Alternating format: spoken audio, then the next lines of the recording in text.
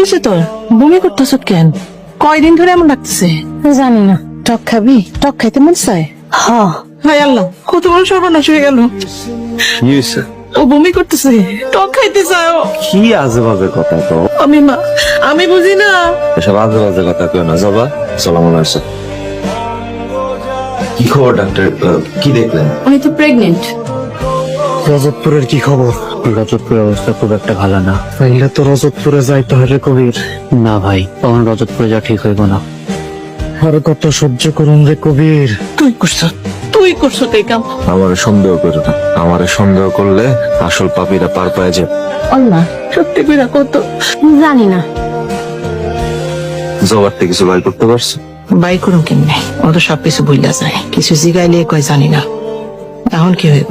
মা, কাউরে কিচ্ছু জানান যাবে না। কয়দিন গোপন করে রাখবি? একদিন তো সব বাইরে হয়ে যাবে। তারপরও কাউরে কিচ্ছু জানান যাবে না। এর ভিতরে এই কোন না কোন একটা ব্যবস্থা করতে হবে। তুই কিছু করাস নাই তো? কি কইতাছ? আমারে তোমার বিশ্বাস হয় না? সন্দেহ করুম না কেন? তুই একটা জোয়ান পোলা, জবা একটা জোয়ান মাইয়া।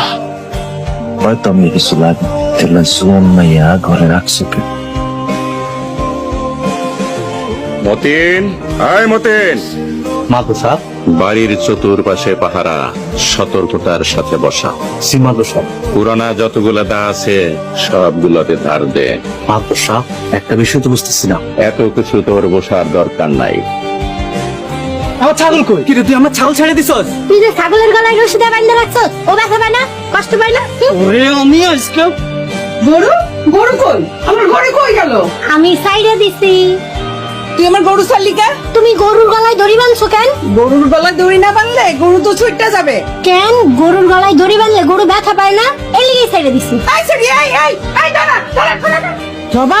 জবা কই গেছিলি তুই? জানি না। মারে, তুই জানিস না গ্রামের মানুষ কত খারাপ। এমনি অনেক বড় বিপদে আছি, তুই আর একলা একলা বাইরে যাইস না। আচ্ছা, আর যাবো না। সাসি, মাদু সব কইছে জবারে নিয়ে এখনই মাদু বাড়ি যেতে। জবারে লয়ে এখনই যেতে কইছে? হ, তুই যা, আমি পরে লয়ে আইতেছি। আরে যামু, পরে নিলাম।